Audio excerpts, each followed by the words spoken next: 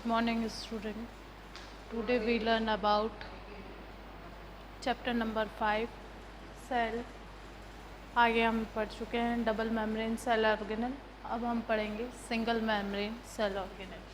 First is endoplasmic reticulum. Short form is endoplasmic reticulum is ER.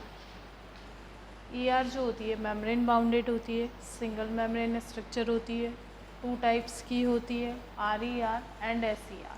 RER means rough endoplasmic reticulum, SER means smooth endoplasmic reticulum. इसका main function होता है protein को manufacture करना. इसकी यानी कि rough endoplasmic reticulum जो होती है उसके ऊपर राइबोसोम्स प्रेजेंट होते हैं जो मेन साइट होती है प्रोटीन को मैन्युफैक्चर करने की.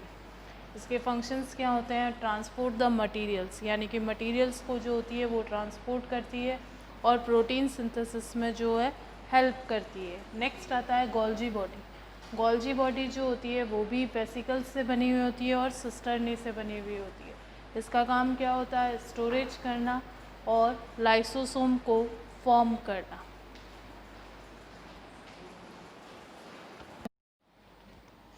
Good morning student.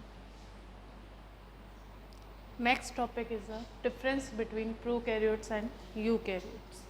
जब भी हम डिफरेंस क्रिएट करेंगे 9th क्लास में पहले बता चुकी हूँ, करेक्टर बेसिस पे हम डिफरेंस क्रिएट करेंगे. करेक्टर्स बेसिस लेके हम जब डिफरेंस क्रिएट करते हैं तो सबसे पहले prokaryotes and eukaryotes and next column is a characters. First is a nucleus. जब हम सेल की बात करेंगे तो उसमें सबसे पहले नीड या सबसे पहला जो नेसेसिटी होती है न्यूक्लियस, क्योंकि ब्रेन के बिना कोई काम नहीं हो सकता है और सेल का जो ब्रेन होता है वो कौन होता है? न्यूक्लियस होता है. न्यूक्लियस जो होता है प्रोकैरियोट सेल्स जो होंगे उसमें न्यूक्लियोइड या उसको जो है जीनोफोर बोलते हैं. जीनोफोर मीन्स मेम्ब्रेन बाउंडेड नहीं होगा, केवल उसके जो प्रोटीन्स कंटेंट होते हैं वो उसमें प्रेजेंट रहते हैं. जबकि यूकैरियोट्स में membrane bounded well developed nucleus जो होता है प्रेजेंट होता है. Next is a cell size, यानी कि प्रोकैरियोट्स जो होंगे वो स्मॉल होंगे साइज में, यानी कि उसकी जो साइज होगी 5 माइक्रोमीटर से कम होगी. जबकि यूकैरियोट्स में जो है लार्ज होती है 10 to 100 माइक्रोमीटर होती है. Next is a ribosome. Ribosome क्या काम करता है? प्रोटीन सिंथेसिस का काम करेगा, यानी कि बॉडी में प्रोटीन बनाएगा. प्रोटीन बनने से हमारी लिविंग ऑर्गेनिज्म की क्या होती है? बॉडी में जो है मैन्युफैक्चरिंग स्टार्ट होती है, या बॉडी में जो है प्रोटीन का क्या फंक्शंस है आगे नेक्स्ट चैप्टर्स में हम पढ़ेंगे. राइबोसोम्स जो होते हैं वो प्रोकैरियोट्स में क्या होंगे? स्मॉल साइज में होंगे, जबकि यूकैरियोट्स में जो होते हैं वो लार्ज टाइप में होते हैं, यानी कि इसमें 70S टाइप में होंगे और इसमें जो होते हैं वो 80S टाइप में होता है. S is a unit of ribosome. Next is a chromosome. Prokaryotes में जो क्रोमोसोम होते हैं वो 1 होता है और यूकैरियोट्स में जो क्रोमोसोम होंगे एक से ज़्यादा होंगे. क्रोमोसोम जो होते हैं वो हेरिडिटी यूनिट होते हैं, क्योंकि इसी से जो है करेक्टर्स आगे न्यू ऑफस्प्रिंग में ट्रांसफ़र होते हैं. Next is a cell wall.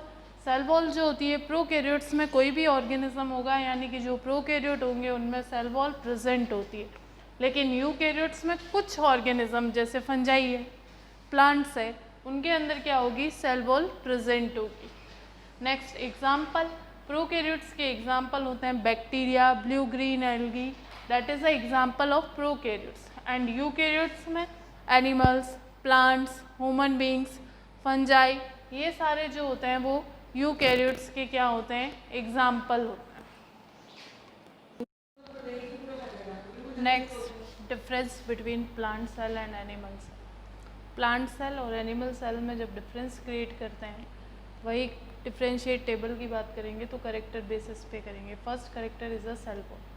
Cell wall जो होती है वो प्लांट सेल में प्रेजेंट होती है, एनिमल सेल में एब्सेंट होती है. जब हमने सेल स्ट्रक्चर पढ़ा था तभी बताया था कि एनिमल सेल में जो होती है वो प्लाज्मा मेम्ब्रेन होती है जो सेलेक्टिवली परमेबल होती है, लेकिन प्लांट सेल में सेल वॉल के साथ में प्लाज्मा मेम्ब्रेन भी या सेल मेम्ब्रेन भी प्रेजेंट होती है.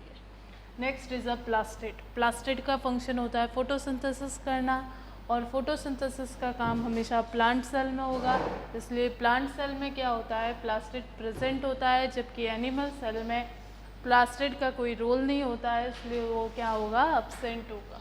Next is a centriole. Centriole जो होता है वो प्लांट सेल में क्या होता है, एब्सेंट होता है, लेकिन एनिमल सेल में प्रेजेंट होता है। जब सेल डिवाइड होती है तो उसके लिए हेल्पफुल होता है, इसलिए एनिमल सेल में प्रेजेंट होगा। Next vacuole.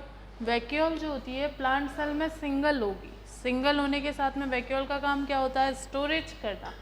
सारी चीज़ को क्या करेगा, वो स्टोरेज करेगा, जैसे गम है, रेजिन है, पिगमेंट्स है, वो सारे स्टोरेज करता है। एक्सक्रीटरी प्रोडक्ट्स है, सारे स्टोरेज का काम कौन करता है, वैक्यूल करता है। लेकिन वो सिंगल होता है, यानी कि सिंगल सेल होगी और उसके अंदर लार्ज इन साइज, लेकिन बड़ी होगी। साइज में कैसी होगी, बड़ी होगी। लेकिन एनिमल सेल में जो होती है स्मॉल होती है, छोटी वैक्यूल्स प्रेजेंट होगी, लेकिन नंबर्स में ज़्यादा हो सकती है, small in size and many in numbers.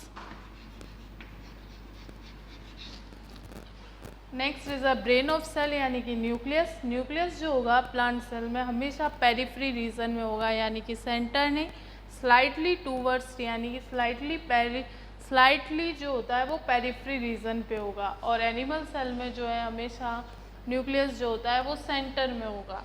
Mitochondria. Mitochondria is a powerhouse of cell. तो दोनों सेल को क्या होती है, एनर्जी चाहिएगी।